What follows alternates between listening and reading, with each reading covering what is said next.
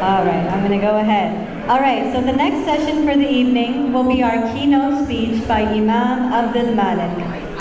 Imam Abdul Malik graduated from the University of Mecca in Saudi Arabia. He went on to graduate from the State University of New York in Binghamton and studied in the Classical Arabic Studies Department. He is the founder and originator of Islam on Capitol Hill and delivered a Jummah khutbah to over 10,000 Muslims in Washington, D.C. He also delivered the Jummah khutbah at the United Nations for more than 5 years, speaking to heads of states and the international staff for more than 50 countries. After 9/11, he was part of the clergy who assisted the New York City Police Department, providing counseling and spiritual guidance for those who had lost family members during the attacks. Imam Abdul Malik has spoken in various interfaith dialogues in churches, synagogues, and mosques throughout the nation. He has been a previous guest speaker for ISNA and ICNA, which are Islamic conferences, huge conferences that are held in Chicago. Imam Abdul Malik has also lectured at the University of Chicago, Harvard, Princeton, Columbia, New York Law School, Long Island University, and many other higher education institutions throughout the United States and Canada. He has spoken here at MAPS and at many mosques across Seattle multiple times, and it's always a blessing to have him here. So Imam Abdul Malik, if you could make it to the stage, please.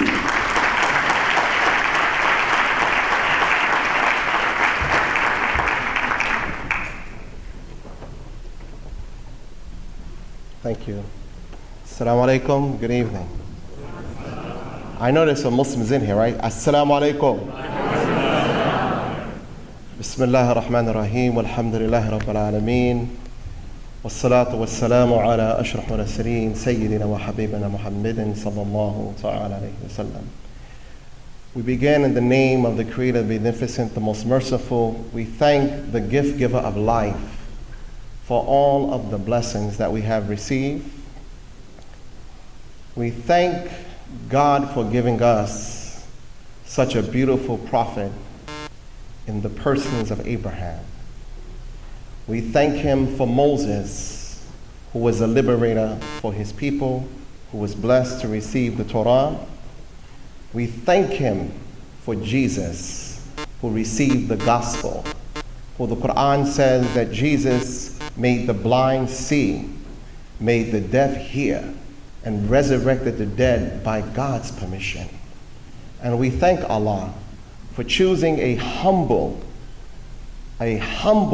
shepherd from the deserts of Arabia that would deliver a message that would empower the entire human family if it was properly understood and applied. We thank him for choosing such a humble servant in the persons of Prophet Muhammad, peace be upon him. I was watching the video, as many of you, and I'll be honest with you, I tried to prepare so many notes to talk to you, but I don't have any notes. I tried. Since I've been here, I tried to find notes. Because there's so many concerns that people have. Muslims want to make sure that you know that we're not terrorists and that we love America and we are America. Muslims want you to know that Islam doesn't teach us to hate people of Judaism, that most of the prophets, if not all, with the exception of a few, most of the prophets in the Quran that are mentioned are from the children of Bani Israel, and the prophet who is most mentioned is Moses. Most Muslims are begging that you understand that no, we do not teach the subjugation and the oppression of women as a source of doctrine, but it does not mean that Muslim men in some parts of the world, including here, men of faith, regardless of what that faith may be, we are not blind to say that the religion is so perfect to the extent that we deny the reality that in all aspects of faith and religious communities, many women have been historically and continue to be denied their greatness and the place that they were born to serve in, which is leadership.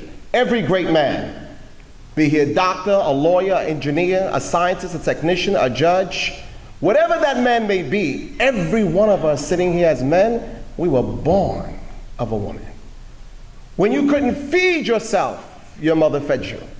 When you were cold and could not find a blanket to reach for because your body was weakened, your mother was there. When you was hungry and could not feed yourself, she fed you. When you were sick, your mother was your first doctor, but she didn't have any necessary medical credentials, but she knew how to keep her baby alive and well. Muslims want you to know that Islam recognizes the common dignity and the common value of every life. And the Quran teaches us that, O mankind, we have created you from one single soul, male and female, and made you into tribes and nations that you may know yourself.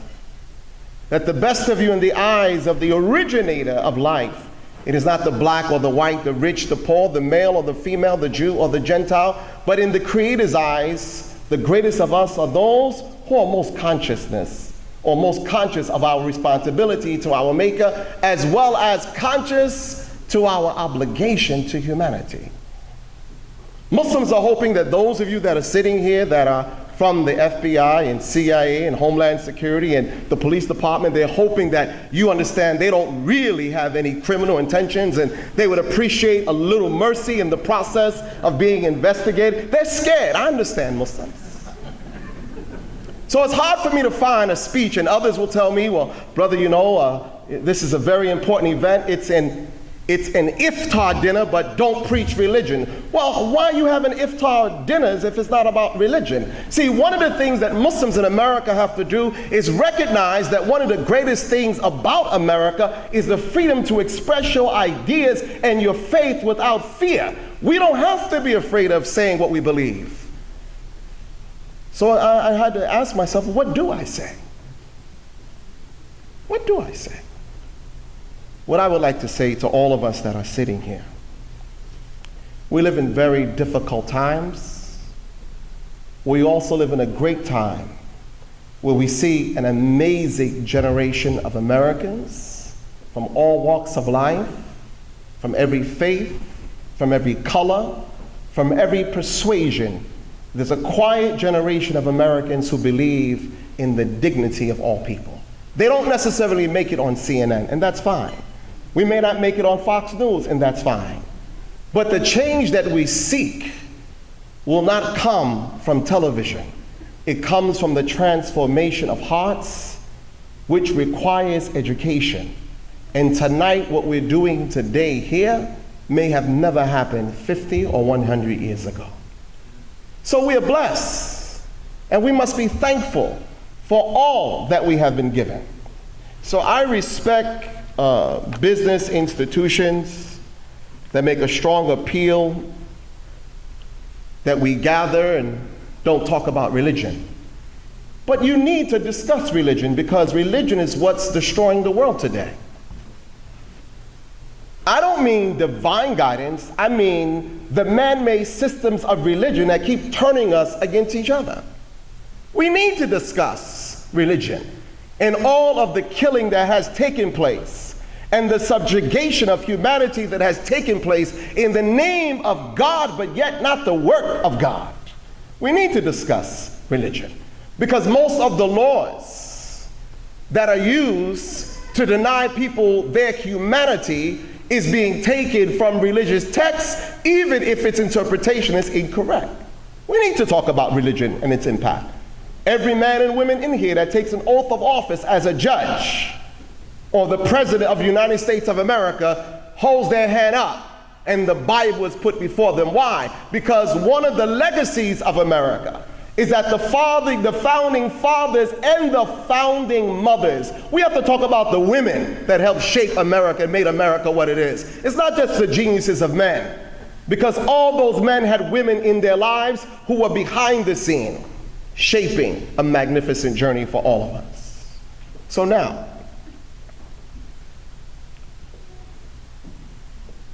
what do? We have to discuss religion. The Bible is a part of America's culture.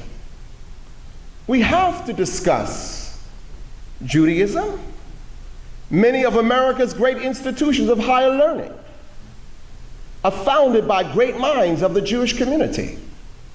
We have to discuss Muslims in America before 9/11, before the dehumanization, before all the things that have gone on that has made some of us look at others that are different as though they are insignificant, and some of us, we profess to be lovers of God, but we still have hearts full of hatred. The young man that went into the AME church, he's a victim. I may never see you again, and that's fine. But I must tell you the truth tonight, because that's what I'm here to do. I don't deal with political correctness because I'm not running for office. But if you think I'm worthy, you can nominate me as America's next president. I don't mind. And I will have to say that my name is Abdul Malik, and I'm a Muslim, and I do approve this message. You know why? Because America has a place for me like it has a place for anyone that will believe in the possibility and the greatness of America and her people. I'm not talking about the politics. I'm talking about some of the greatest people in the world live in the gates of North America. But the young man that walked into the AME church in South Carolina and had Bible study for 1 hour, and then decided, let me end this. Pulled his weapon out. I gotta kill you. Why? You taking over. See, who told him that? Who fed him that kind of ignorance? Who fed him that? Why would we rob another generation of young Americans, black and white, Asian and African, Latino, and of other ethnic communities, men and women? Why would we rob another generation of Americans of recognizing all of us as human beings worthy of dignity? Why would we do that? Because as much as you desire peace and tranquility, there are those that desire havoc. And we have to always come together in moments of tragedy, not to respond out of emotions, but to have intellectual emotional response. There's a great author named Daniel Coleman, a great Jewish scholar. He wrote a book called Emotional Intelligence. How to think before you act. Before you make a move, think.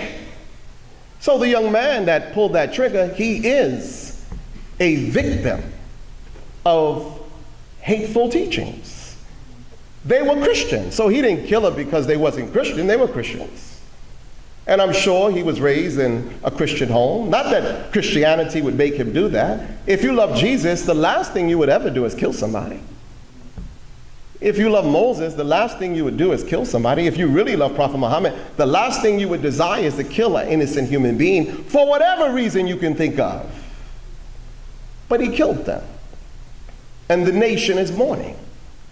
And one of the reasons that we mourn is because quietly and secretly, we do not want to discuss the issue of race. And as long as we run from it, it's going to keep coming back, because we have to put a nail in this coffin, and we must do it quickly, because our children deserve a better and a brighter future. We got to put it to rest. So now, when I thought about sharing life, I don't just really want the image of Muslims in America to be looked upon as nice. I'm not satisfied with that. Because few of us have stood up and stand up for the Native American. They still are not at the table with us. Why is that? Where are our Native brothers and sisters in the larger society? With all the wealth that we have and all the faith in God that we claim, where are those of us in the faith tradition and those of us that say we love justice? Where do we stand for justice for the Native American? Where do we stand in the pursuit of justice?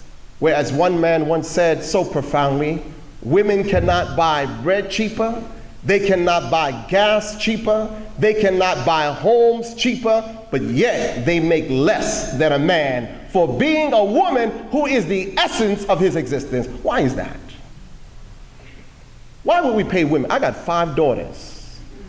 Why would we pay them less when they are our first teachers and masters of creativity? Why would we do that? Because we're taught as men, early on as little boys, we're taught to disrespect women. I don't care what your religion is. Because to me, religion is not what you say, it's what you do. I don't care what you tell me what you believe in. I'm watching you. You tell me you believe in Moses, I'm watching. You say you believe in Prophet Muhammad, I'm watching. You say you believe in Jesus, show me. If you say you don't believe in no God, I'm still watching. You know why? Because in the absence of religion, we still know right from wrong. That's why when you were a little kid, and your mom says, listen, I'm gonna give you 1 cookie. Now Jack, don't you go get another one. Jack goes in the cookie jar when you're not looking. You got the cookie in his mouth. You say, Jack, did you take another cookie? The cookie's all over his mouth. No. He knew not to go. Why? Because naturally, we are born creatures of greatness. And God, the Creator, whether you deny Him or not, that's your personal business. If you don't think there's a God, I respect that. That's fine. But the Creator has put in all of us a sense of knowing right from wrong. Image making. I see a few wonderful gentlemen here in police uniform. Right? These are people who put a uniform on every day and put their life on the line to keep society overall safe. Now, when you're speeding and the police stop you, you may not be happy, but you shouldn't speed. And we all speed. Raise your hand if you speed. I speed. So the next time the police pull you over, okay, don't act like he's the problem, except that you caused the problem. He's doing his job. Take the ticket, say thank you, sir, and let him go home to his family. But we, as a community now, we're being turned against members of law enforcement. Why? Because there's a few in uniform. I'm just going to tell you the truth. I'm not going to play with you today. There were 2 officers recently in Florida who were private members of the KKK, the Ku Klux Klans. And they had badges and guns and had high status. And the Justice Department is looking into, well, how many people did they put away without justification? Because there are a lot of young people that are victims of a system, that their lives are being destroyed and thrown away. And it's not just because of political or legal systems, it goes back to the infrastructure of family life. See, the best way to raise bright children is to have strong family. See, I don't expect society to raise my children. That's my responsibility. That's my wife's responsibility. But collectively, what I do expect from society is to treat my children the way you would want your children to be treated. But just look at law enforcement for a moment. We have this image of them against us. And sometimes terminology like in Ferguson is used, the enemy. People protesting in America, black or white, we're not the enemy. It's people who have protests that have made America better. It is people that have stood up in times of great danger, that have brought us closer to what we call that perfect union. And we continue to move in that direction. But as a people, we should respect people in their uniform. I have deep respect for American troops. I don't agree with the politicians who cause young people to lose their lives based upon deception. And the American people, we must wake up. Islam is not your enemy, and Muslims are not trying to conquer you. The real issue that we're having today is we don't have jobs, and the opportunities that we once had are beginning to slip away from us, and the forces that believe that if we turn us against each other, we will lose focus on where we should be focusing on, which is a brighter future for all of our children. But if I hate you because you're Muslim, and you hate me because I'm Jewish, and I don't like you because you're Jewish but you're Hasidic and I'm a Reformed Jew, I like you as a Christian but not really because I'm a Methodist and you're a Baptist, I would pray with you as a Muslim but I heard you go to the Shiite. Where do we get this kind of sickness from? But people say they love God. We have to really rethink what is the purpose of the religion in which we call our faith. And so in my conclusion, the best thing that I can say today is let us try to live a life that is full of meaning and grace. And let's reach down into our hearts, as many would say in America, and find the better angel of ourselves. And let's celebrate the good things that people are doing. You know, the negative is always on TV. You know, when I travel by myself, now I have my brother Salahuddin with me, who's a retired member of law enforcement. Muslims always say to me, Brother Abdul Malik, you're going all the way to Seattle, Washington? Aren't you scared, brother? You know, the FBI, they could get you and you'll be so far away. Listen, if the FBI wanted me, they would have got me a long time ago. I didn't do nothing. And even if I don't do nothing, if they want me, trust me, they have my number, know where I live. They know the flights I'm getting on before I even land. They can pick me up anytime and we can have lunch together. But I'm not talking without my lawyer, because that's what we do in America. We talk in the presence of an attorney. Oh yeah. And just because you don't talk don't mean you are innocent, and because you do speak don't mean you're guilty. But America as a whole has a great system to protect you from self-entrapment, because when you don't know the law, you'll say things that will make you sound guilty. So brothers and sisters, and when I say that I mean family, because at the end of the day, that's all we are. We're family. We're all people. I mean, I want what you want. What you want in America is what I want. And I'm saying to those of you that are Americans for many generations, I want to make an appeal to you. I want you to protect the minority Muslims that live in your city. Seattle is a beautiful city. Redmond is a great area. So beautiful. I heard the police don't get called here unless like a dog is stuck in a tree. They say it's so quiet and peaceful over here. I would love to become a cop. I mean, I just consider the boss. I'll just take the plates of all the Muslims who are coming for prayer and give my reports to Washington. These are the people who come. But this is a beautiful city. You got Microsoft, the giants down the block. You got Amazon. You got, I think, some parts of Google. It's a beautiful city. And when I was driving through here, I was like, wow, you know, this is a reflection of what American people really about. Everywhere we went, people were kind to us. Am I right, Brother Salahuddin? Were they kind? Yeah. And we don't want to go around thinking, you know, white and black. See, even this issue of white and black, where do we get this stuff from? Like white and black. Why did we ever start that foolishness? Some people ask me, are you proud to have an African-American president? I say no. It took too long. 44 elections. I got to wait that long? You know how many generations have been lost? And y'all call this an interfaith dinner, but I'll be honest with you, I'm talking to the Muslims now. You mean to tell me there are no black clergymen in Seattle? Where they at? Me? You don't have no black doctors, black nurses, there's no black police, there's no black teachers, you don't have no black friends that work at Microsoft? I mean, are all of us just in jail or on parole? I mean, if I was a visitor, I'm talking to the Muslims now. Because as Muslims, we got to deal with gender and race and our own bigotry. It's not just what American media portrays of us, it's what Muslims also portray of other people. We got to have an honest conversation so we can have an honest solution. We got to talk real talk. But at the end of the day, we were born with greatness. I want to leave you with a verse from the Holy Quran. Allah says in the Quran, we say Bismillah ar-Rahman ar-Rahim. So if you hear that terminology, it doesn't mean a bomb is about to go off. No.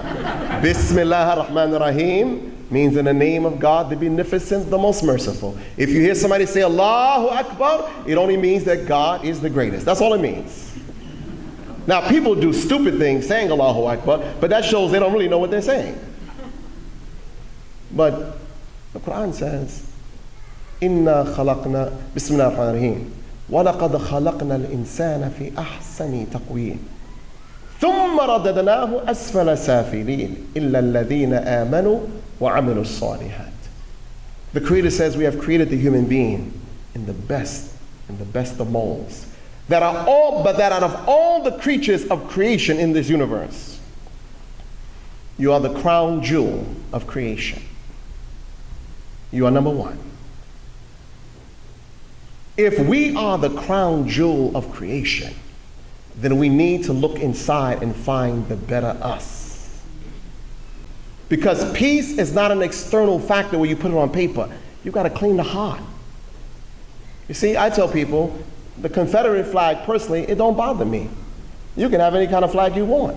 The flag don't hurt you. It's people. People say, well, we need more gun control. Guns don't bother you. You can walk in a gun show right now, 100 guns. None of them will touch you. You know who pulls the trigger? Another human being. So the things that we need to change is how we think about life.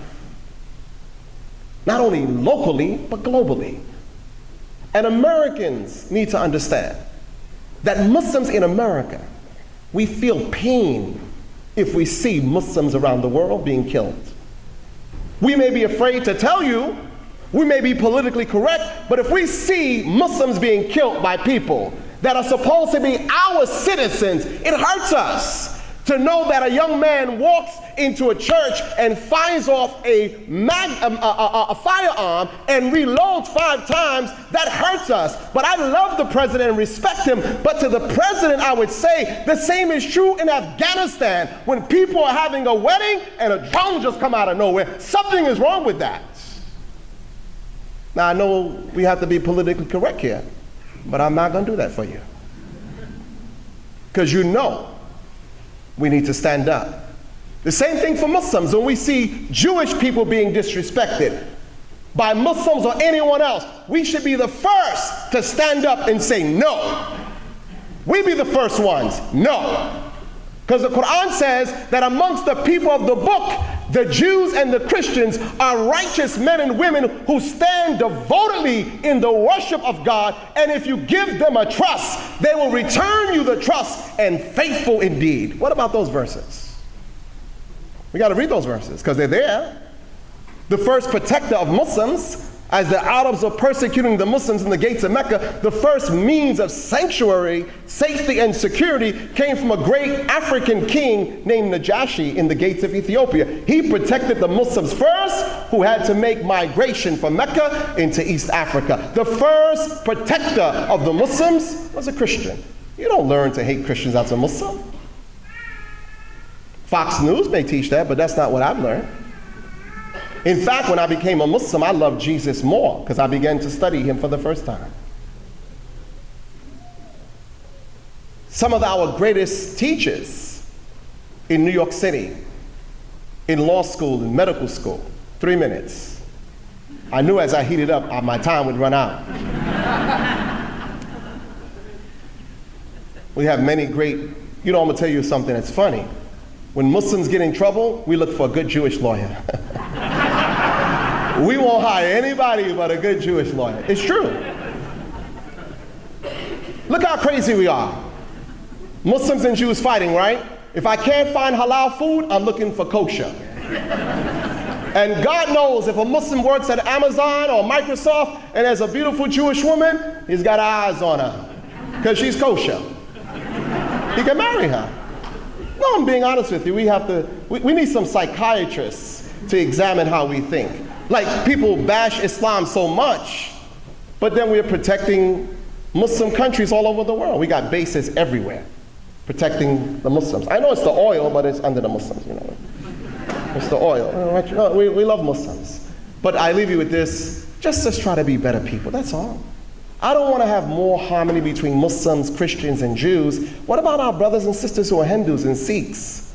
What about the people who don't believe in God? What about them? And this here is going to shock some of you. Even when we were, I'm talking about as a nation, right? We were bashing people that belong to the gay community, just bashing them. They had enough. So now they decided we're out of the closet and we're going full force and we're pushing back. If you would have left them alone, you wouldn't have to fight with them now. But it's something to think about. Who am I to condemn another human being for what they do in the privacy of their life, whether it's right or wrong? But who am I to put them down? Because any one of us can stand in the presence of God and be found of an act of disobedience. Any one of us can make a mistake in life, but there are doctors and lawyers and engineers of every walk of life that we do not recognize as a part of our own that serve us every day. How many Muslims in America are doctors that serve the American people every day? They don't serve them because they're Muslim. They serve them because they took the profession to be a doctor. So I leave you with this. Let's fight against our own prejudice in our heart and ask God to make us better people for the benefit of all of humanity, and not just for the greatness and the brightness of America, but let's become global citizens in our heart that we care for the people of the earth, because at the end of the day, our destiny is intertwined. And whether people accept it or not, Islam is a part of the fabric of the American community. So MAP, next year when you have this dinner, I want you to invite me a week before. I'm gonna go get you some black friends and bring them in here. Okay? Okay. Assalamu alaikum. Thank you.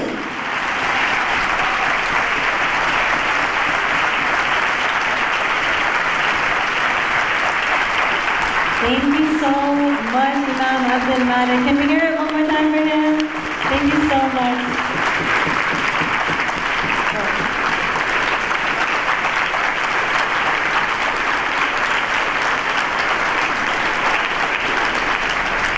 I have to say, that's a very, very well-deserved standing ovation. Thank you so much.